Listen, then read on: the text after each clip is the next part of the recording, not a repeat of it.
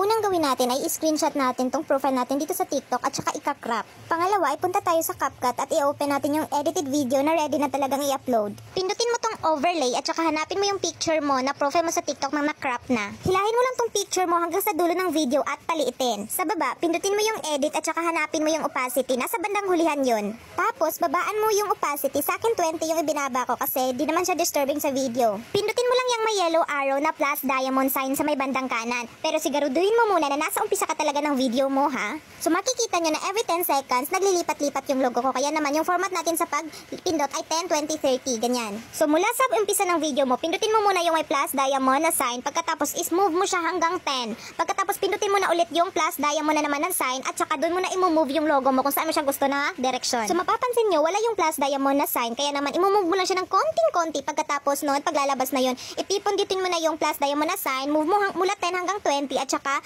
ipipindutin mo naman yung ulit yung plus diamond na sign at saka i-move mo naman yung logo. Ganun lang yung cycle nun. Ulit-ulitin mo lang.